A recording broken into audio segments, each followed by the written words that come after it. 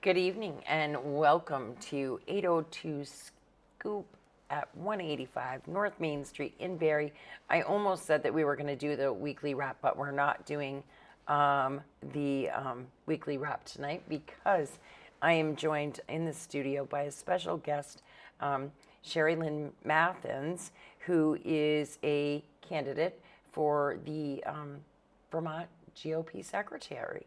And she has joined me tonight to tell us a little bit about herself, who she is, why she got involved, and maybe why now, and what she thinks that she can do to help the Republican Party. So without further, we will hand it over to you, and you can go ahead and introduce yourself to everybody and just let them know a little bit about who you are. All right. Well, first of all, thank you so much for inviting me onto your studio. Absolutely. I really appreciate that. So my name is Sherilyn. I am a 7th generation Vermonter. I decided that I would step up. I did just become the town chair at the Northfield Republican Committee, and they have been really great, and I've enjoyed that. But then I decided that I would put my name in for the secretary. With my skill set, I thought I could do quite well with the Vermont GOP committee, and so I put my name out there. And I mean, when you say that you've just now kind of gotten involved with the Northfield side, but really you've been into all of this and you go all over. Just I think 2 weeks, maybe it was last weekend actually, I had talked to you on Saturday and you had already been to like Burlington and you were headed down to, I think, Rutland. Yep. And then you were coming back up here to do something else, and then to the chicken pie supper. Yep. So you really are in every corner that you can possibly be in Vermont and knowing what it is that's going on. Yeah, I started volunteering with the Republican Party in 2016. I met Ellie Martin at the Champlain Valley Fair, and I signed up to do outbound calls, which was very rewarding. I also participated again in 2020 with the national elections. I was one of those who did not understand the magnitude and the importance of the state party. I decided to start getting involved after attending Phil Scott's election party in November 2024. I was invited by a good friend. At that point, I realized that Vermont needed all hands on deck. We needed to continue this great win that they had just gained in 2024. At that point, I started to attend my county meeting, and then I found our town meeting. And I've been continuing after. I've joined a few different groups, attended, I want to say this year, at least 20 events, if not more. And yes, on Saturday, I was in Barrytown. I went up to Colchester, then to Rutland, and then made my dinner commitment with a dear friend. And then Sunday, we hosted the November rally, which was fantastic, had a great outcome and lots of attendees. Yes, for sure. And it was great. To my knowledge, I think everything went well. I think it went great. Yeah. Yeah, I think it was very well attended. There were some great speakers there and guests there, and I think that people were able to, really have some good conversation with each other, which was the purpose, right? Was so that maybe we could even find a common ground or one solid message for the party. Yeah, absolutely. We had some really great speakers. We had Planet Hank travel all the way up to speak at the event. He's also a dear friend. So that was amazing. We had Seth, the Turning Point USA member who opened the chapter here in Vermont, and hopefully, hopefully there'll be more of an right, Seth Fewer over yes. at Spalding High School. Yes. And I didn't catch on to whether or not he did finally find a teacher to kind of sponsor them. So I'm not quite sure. I need to check in with him about that. Yeah, no, he's a very, very impressive young man. Mm-hmm. So with the secretary, I have a very large skill set to include formal report writing, where things just have to be fact over feelings. I work on computers all day long. I can help with all sorts of things with the state, help facilitate events and communicate in a very organized fashion. I'm very detail oriented. That is one of my strong suits, and I'm very passionate. Michael Booten is chiming in and says he has not found one yet, which is, that's a shame that he hasn't. I hope that can happen sooner than later. Donald Koch says, good evening, and he loves our intro, putting on the Ritz. Michael chose that one. And Richard Lay says, hello. John Gabe says, ground up. I went with Ellie to J6. She's great. Keep up the fight. Yeah. So, and then Donald said the same. Last he heard, every teacher had said no to Seth, which is super unfortunate. Yeah. Yeah. So, and Charlotte Magoon says, good luck to you on the 8th. Oh. So, I mean, and the 8th is right around the corner, yes. a day away, pretty much. Essentially, yes. We have tomorrow to go. Yeah. So, and that was a question, one of the questions, and we'll just skip to it now because this is coming up. So, where is the election held, and who can vote in this election for you? So the election will be in Burlington at one of the lakeside hotels. And those who can vote were those who were during the reorganization process in October selected by the county, called delegates. It could be the chair or a delegate or a finance chair. So any of those folks are then considered voters at the state party. Mm-hmm. Mm-hmm. So they can all vote. Is it done nomination or... So you've essentially said, I want to put my name in that. Mm-hmm. When you get there, do you have to be nominated? Yes, I have requested someone to nominate me. So, mm-hmm. And that will be a surprise on Saturday. And we'll, at that point, you would be second. And I believe they are doing Australian ballot. Mm-hmm. So everyone will fill in who they would like. And you'll know right away. Essentially, yes. Yep. So by the end of the meeting, we'll know if I get the position to volunteer for the Vermont GOP committee, and you'll let us know right away. Absolutely. so that we can let everyone else know. I mean, it's awesome. So we do have some questions coming in, and we'll try to ask some of these just because, I mean, it's important to people that they know. And so Jet Blaze says, why does the GOP need a secretary? And we won't go into some of the other stuff that was said because it's just kind of not very nice. But that's okay. You get that in the state. See, like they could do it themselves and save money, but taxpayer money. But you're not paid. You just said several times that it's a volunteer position.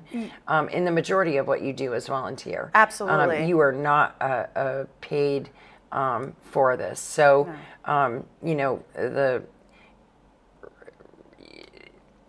Yeah. Well, and this is what I find in Vermont, and this is why I do the outreach. I do have a very large platform on social media where I'm trying to educate people, and now that I've been made aware of how the state party operates and how to get involved, how to form a caucus, I have been rallying that and trying to educate people because your viewer, for example, doesn't understand exactly what I'm doing. What I'll be doing, if elected, is helping to maintain records, minutes, which would be what occurs in the meeting, what is said in the meeting. So that way there's a very clean, factual file on that meeting. So someone could, and that's called minutes, someone could go back to it and review what had happened and what had taken place and what was said and what was voted on. But there's a stepping process that Vermonters are unaware of where You have to form a caucus, which is 3 people. If there's already a caucus, you can go and attend meetings. And at that point, the towns will then go to the county. So there's a so to speak, county caucus. I'm not quite sure if that's what you would call it, but it's an accumulation of towns for the county. And the county at that point would then go to the state. And that's something that I have been trying to make more public and general information, because we're not taught that. And the Democrats have a similar platform. Right. It's the same. They have their caucuses, and they do the same with the county and the state. But this isn't something we're learning in school. Well, and you know, this person says they're sick and tired of useless positions that further waste, fraud, and fraud and abuse. Yeah. But these committees that are formed are all volunteer people. I sit on several different committees, and I can guarantee I'm not paid one dime for any of them.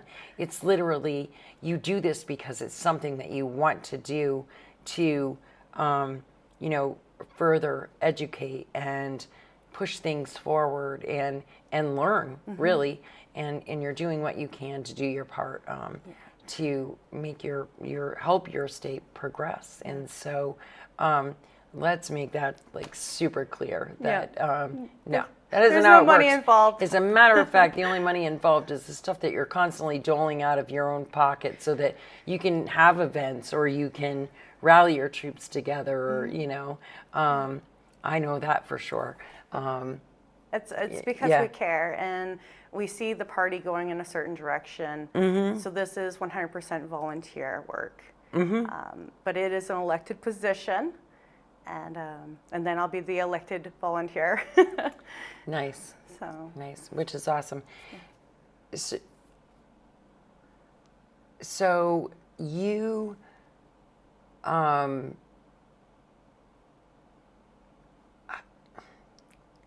was family, I guess. Is this something that your family was always involved in too? Was politics, did you grow up in a house where it was, you know, you were hearing all about this all the time, and that you came into this already educated with a decision? Or, I mean, what brought you here? So I grew up listening to Rush Limbaugh. When I turned of age, I went and registered to vote. I purchased every book I could consume. This is before internet was a thing. I've been voting since I was 19. That was the first election in 2004. Besides that, my parents were not very political. They would listen to Rush Limbaugh and they would have a few comments, but they never engaged with friends. And I have friends from every walk of life, and I think all their input is so essential because balance is key. And as I've said to some of my friends, I'm like, there's always a yin to a yang, and it's about balance. As for that, my grandmother, on the other hand, she was a constable. She was a late tax collector. Those were all elected positions that she was elected into, and she was the first female to do that in her town. So that, you know, and then her parents, I believe, were also involved in government to an extent, but things were a lot smaller then, and they were just focusing on their towns and being involved. But, you know, just besides the exposure of Rush, I would say not really. And that brings me to my next question, because it's really different for me too. When I grew up, I didn't even know what party my parents were affiliated. Like, we just didn't discuss politics. We didn't know who they were going to vote for. We didn't know what was going on. We literally were just kids. Yes. And now we see more and more every day where more and more kids are getting involved. We have the Turning Point Center at USA at Spalding, or trying to be at Spalding. We have more kids really paying attention and trying to be involved, where, you know, we were more worried about staying out and playing hide and seek until the lights came on, kind of thing. And things have really changed. And Rachel says her parents have never even voted. And I know that of a lot of people as well. There are tons of people that don't vote. So how do you think that the current atmosphere, how do you think that that kind of does it play a role for our kids in the future of the party?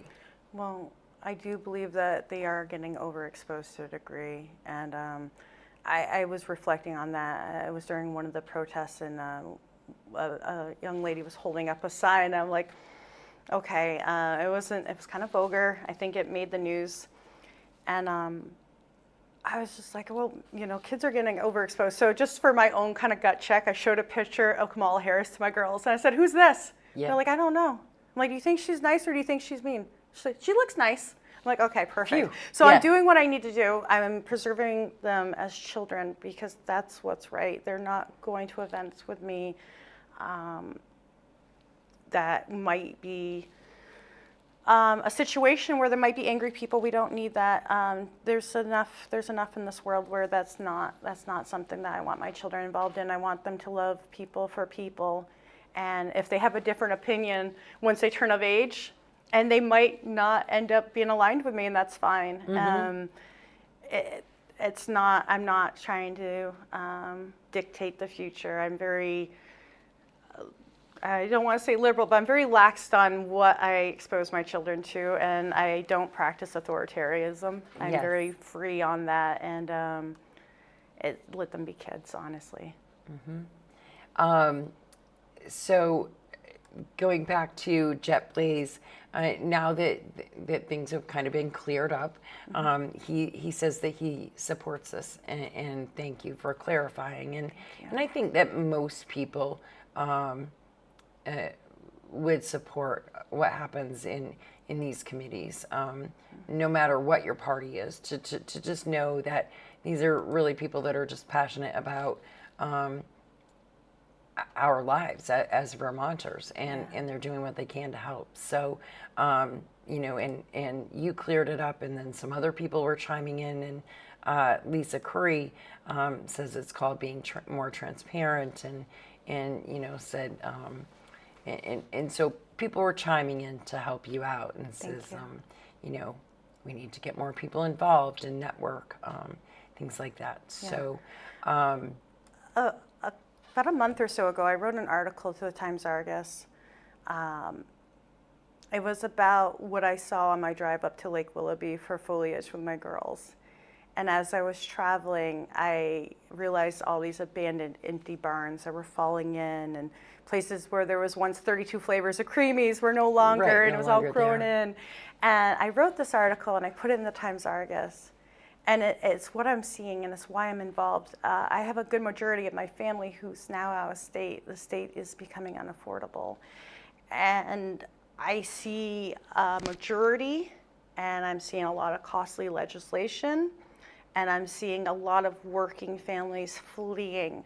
While trying to help with some caucuses, I reached out to folks that I knew in those towns, and I was either told, I've already left, or I just closed on a house outside of the state.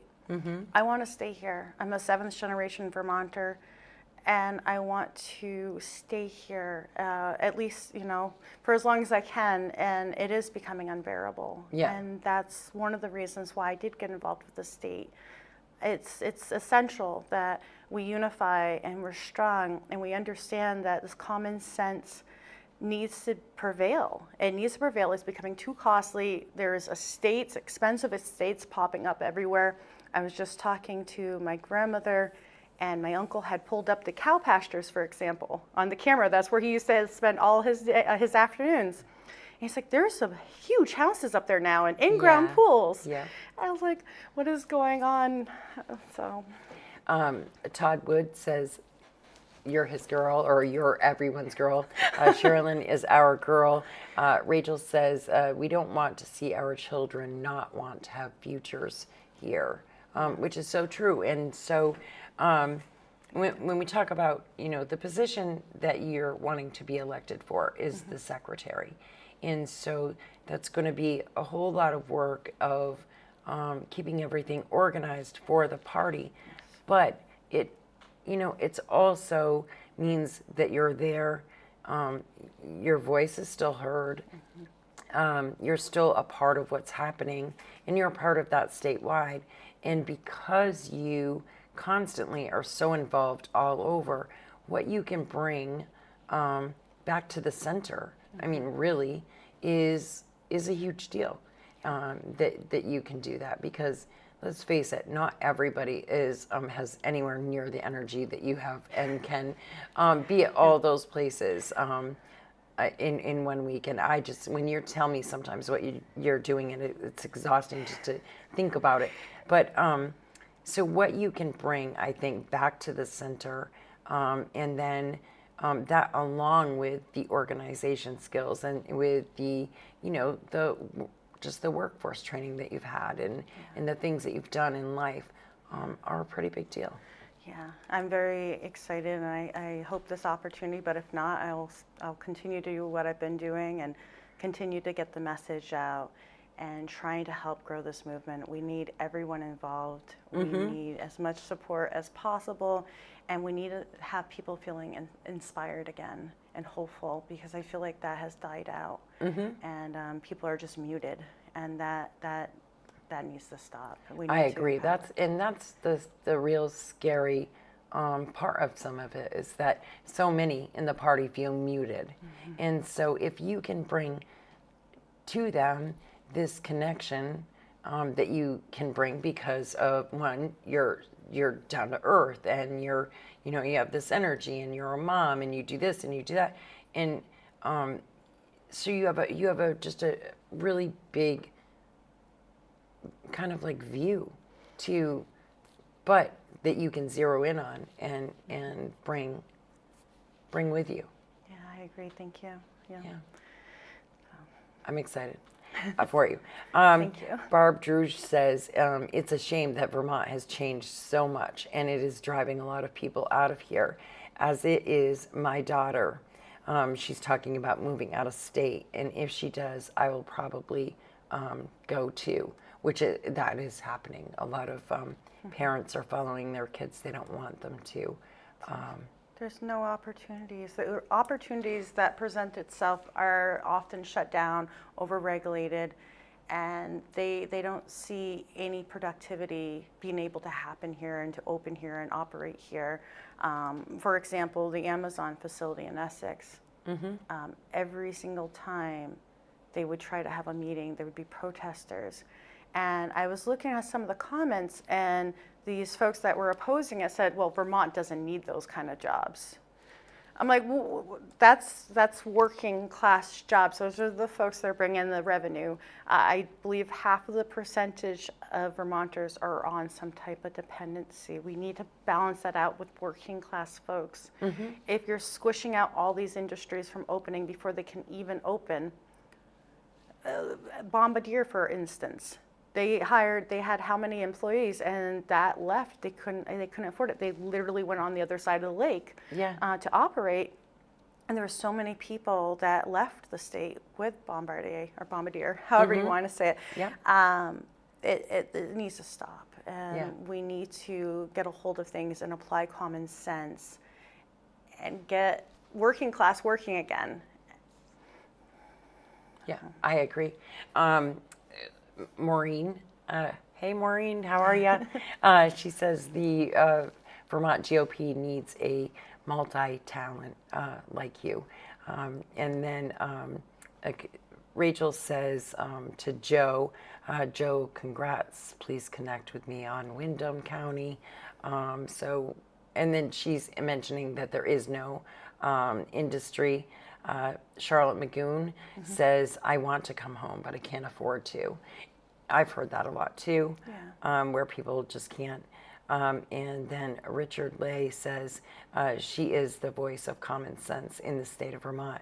And many people thanking you, Joe again. And Amber Lee says hi to you. Hi, Amber. And Barb is her mom.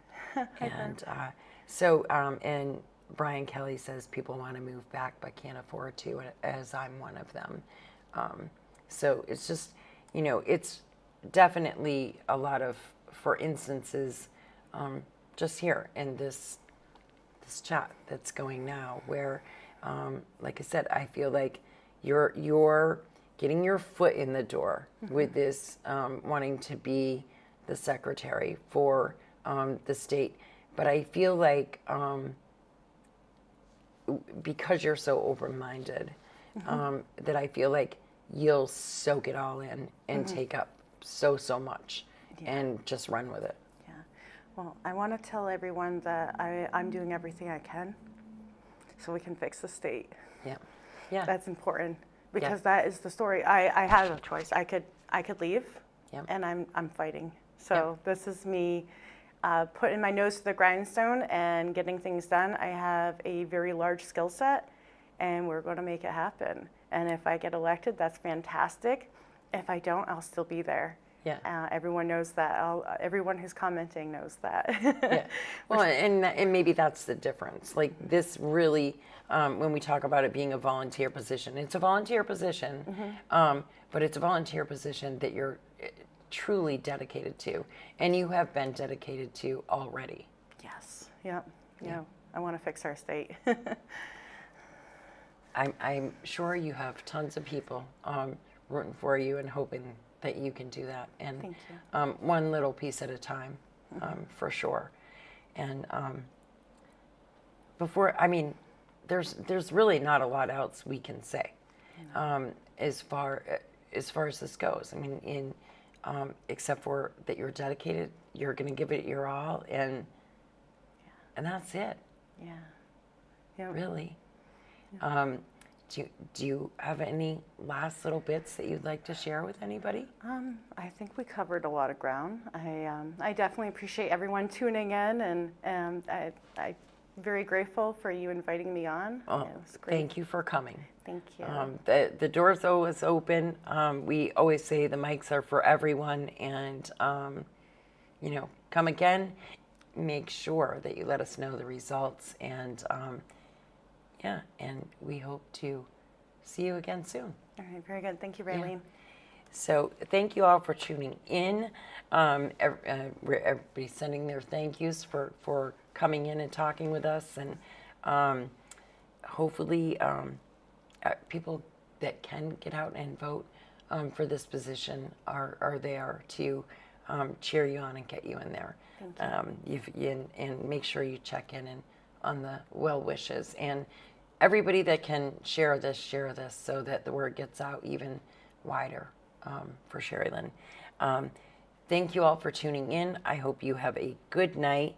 Let's see, not a ton going on tomorrow. Tune in for Right Side Up, 7 o'clock in the morning, possibly 9. I'm not sure which it got scheduled for, but tune in tomorrow. Well, I'll make sure it gets posted so we know which time it's coming on. Sometimes it's different depending on the video and what is up. So take care. Have a good weekend. Stay warm, and we'll see you again soon.